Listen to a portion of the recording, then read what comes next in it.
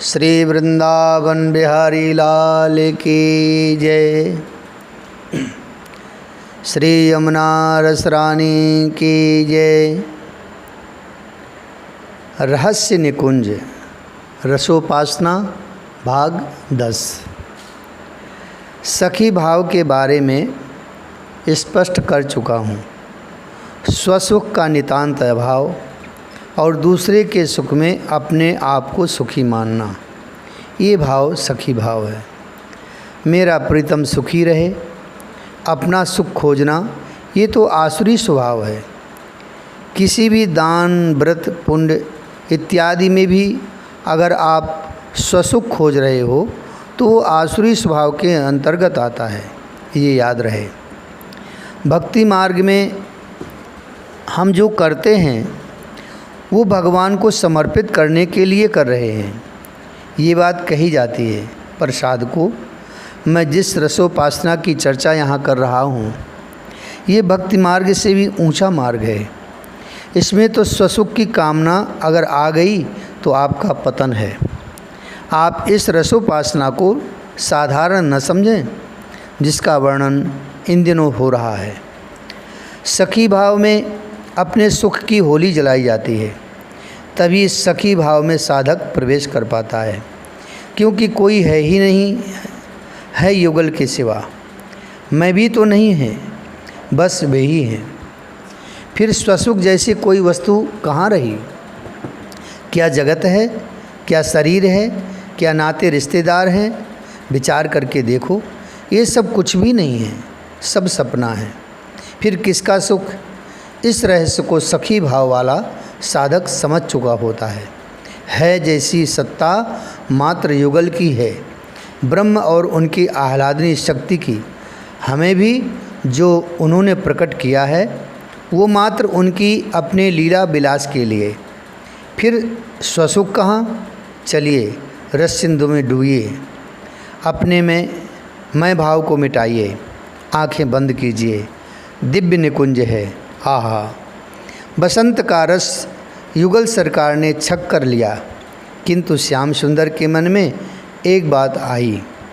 उस बात को सखियां समझ गई थीं, क्योंकि सखियों का अपना मन तो है ही नहीं, युगल का मन ही सखियों का मन है। धीरे धीरे सखियां एक एक करके दूर होती चली गईं युगल के पास से।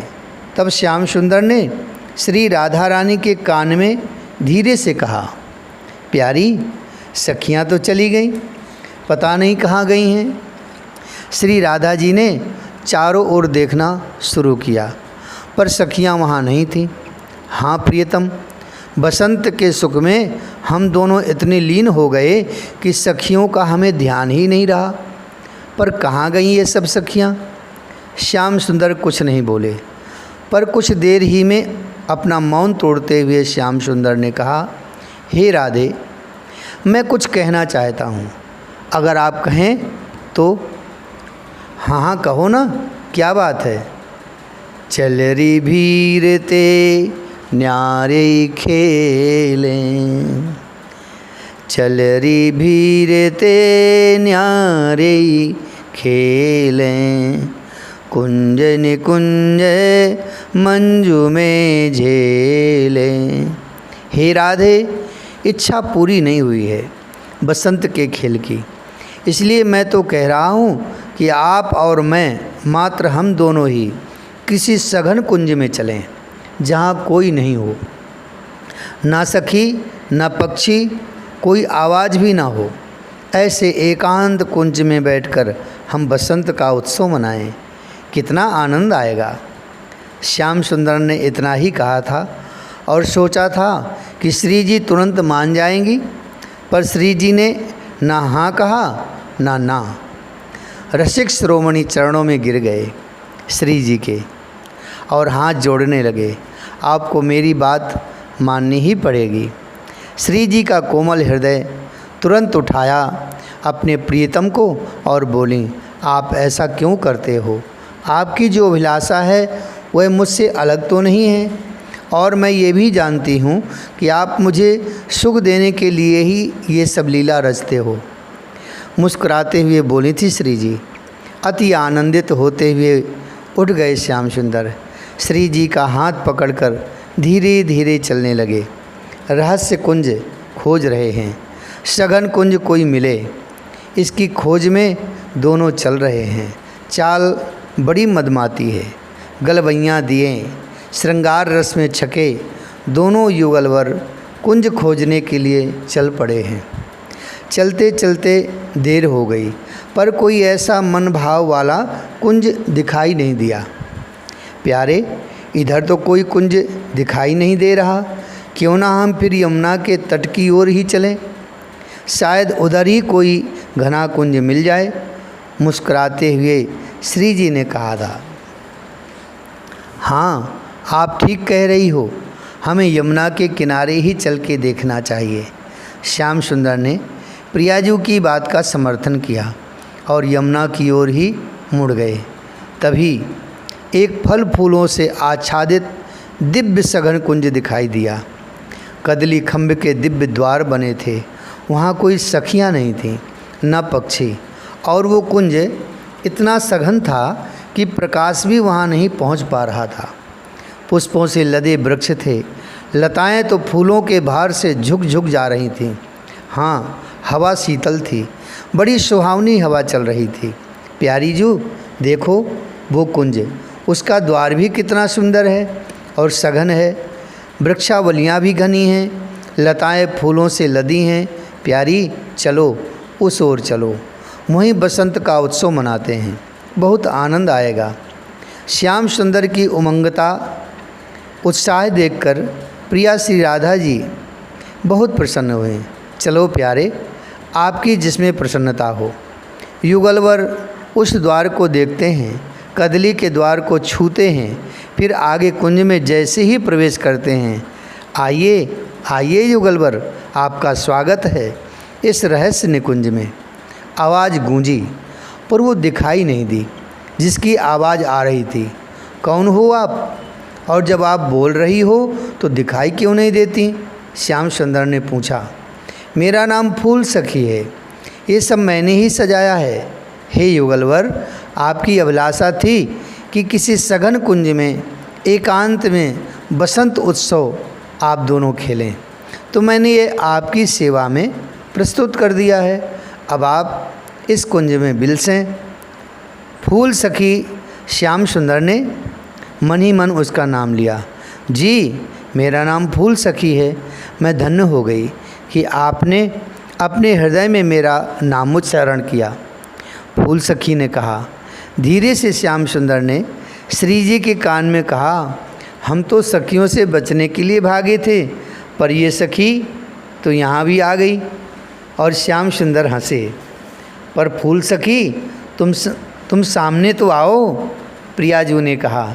नहीं, श्याम सुंदर की अभिलाषा थी कोई सखी उनके साथ ना रहे, इसलिए मैं सामने नहीं आ सकती। हे स्वामिनी जू, मेरी आपसे प्रार्थना है कि 10 चरण आगे चलिए। दक्षिण की ओर ही एक दिव्य सिंहासन है, सघन कुंज में ही, वहाँ आप दोनों विराजें, मुझे बड़ा सुख मिलेगा। फूल सखी ने कहा। श्याम सुंदर बड़े प्रसन्न हुए और अपनी प्रिया के साथ 10 चरण आगे बढ़कर सिंहासन दिखाई दिया। दिव्य सिंहासन था, फूलों से सजा हुआ। उसमें जाकर युगलवर विराजमान हो गए। पर ये क्या, श्री जी में कोई उत्साह नहीं है, वो अनमनी सी बैठी हैं। श्याम सुंदर ने श्री जी से पूछा, क्या हुआ? आप अभी तो बहुत प्रसन्न थीं, पर एकाएक आप उदास क्यों हो गईं? प्यारी, क्या मुझसे कोई अपराध हो गया? श्याम सुंदर ने विनीत भाव से पूछा था। नहीं नहीं प्यारे, ऐसा मत बोलो, मैं ठीक हूँ। नहीं, मैं आपको समझता हूँ, अच्छे से समझता हूँ। आपको बताना ही पड़ेगा कि आप उदास क्यों हो गईं। जिद करने लगे थे श्याम सुंदर। श्री जी ने कहा, मुझे सखियों की याद आ रही है। प्यारे, अन्यथा मत लेना, पर सखियों के बिना इस कुंज में कोई रस नहीं है। वो कहाँ होंगी? हम ही तो उनके प्राणधन हैं, हम ही तो उनके जीवन सर्वस्व हैं। वो हमारे बिना एक पल नहीं रह सकती, तो हम कैसे रह सकते हैं। ये कहते हुए श्री जी के नेत्रों से अश्रु बहने लगे थे। श्याम सुंदर पुकार उठे, ओ फूल सखी।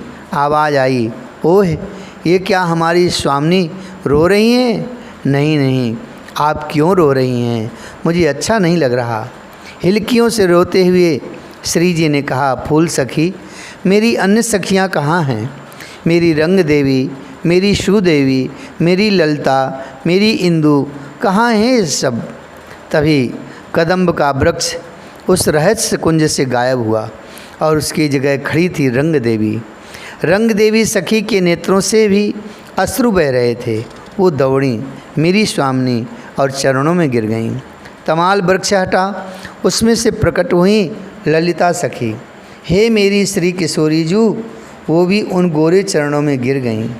मोर छली से सुदेवी प्रकटी, पाकर से इंदुलेखा। इस तरह से सब सखियां तो यहीं थीं। हर्षित हो श्री किशोरी जी ने सबको अपने हृदय से लगाया। तब ललिता सखी ने श्याम सुंदर की ओर देखते हुए कहा, क्यों प्यारे, क्या लगा था आपको कि हमें छोड़कर आप अकेले आ जाओगे। अपने हृदय में हाथ रख के बोलो, क्या हम आपसे अलग हैं। रंग देवी ने आगे बढ़कर श्याम सुंदर से कहा, आप युगल की हम सखियां अभिन्न हैं। सच बात यह है कि आप भी चाहो तो भी हमें अपने से भिन्न नहीं कर सकते। हम ही कुंज के रूप में बनकर आपकी अभिलाषा को पूरी करने के लिए यहाँ वृक्ष लताओं के रूप में खड़ी हो गई थीं। तभी फूल सखी प्रकट हो गईं। ये वृंदा सखी थीं, यानी श्रीधाम वृंदावन। ललिता सखी ने कहा, हमारी स्वामिनी तो किशोरी जू हैं, आप नहीं हो। विनोद करते हुए बोलें, हाँ सखी, मैं ही हूँ आप सबका अपराधी। लो ये मुकुट आपके सामने झुका देता हूँ। श्याम सुंदर ने जैसे ही ये कहा, सारी सखियाँ बिलख उठीं। नहीं श्याम सुंदर, ऐसा मत करो, हम तो आपके सुख के लिए ही हैं। तब हित सखी ने एक पद गाया। श्री किशोरी जी के चरणों में, सहज स्वभाव पर्यो नवल किशोरी जू को। सहज स्वभाव पर्यो नवल किशोरी जू को। मृदुता दयालुता कृपालुता की राशि हैं। नेक हूँ नरी से कहूँ भूली हूँ न होत सखी। रहत प्रसन्न सदा ही मुख हासी हैं।